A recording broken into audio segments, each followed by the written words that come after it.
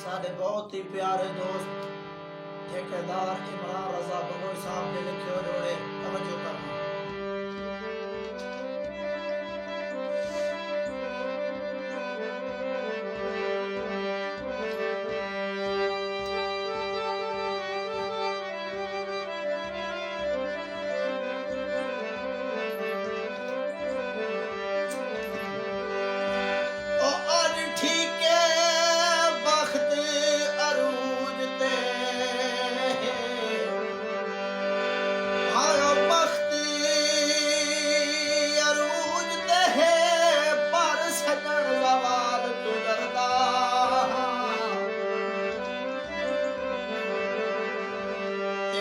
हर मेरे दिल विच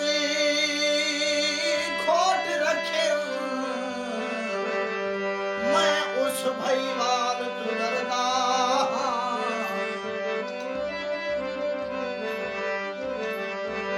ते दुश्मन तो पहले वाले होने पर सजण दी चाल तू डरदा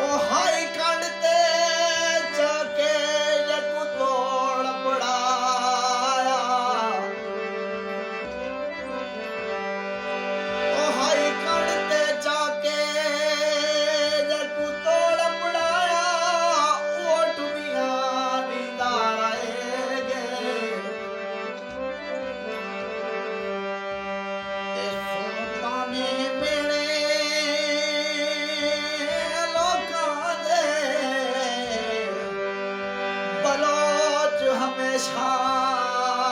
सागे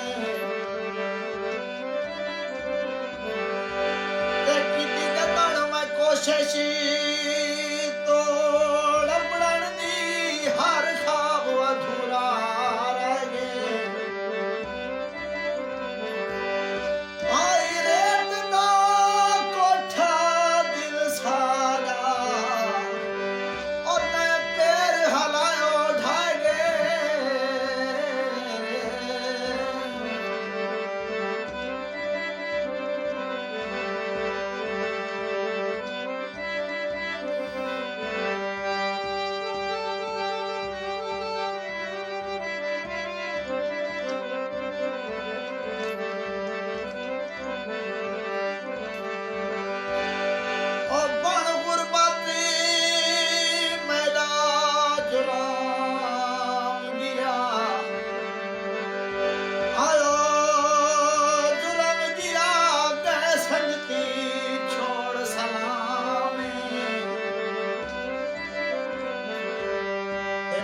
कोई शहर साथू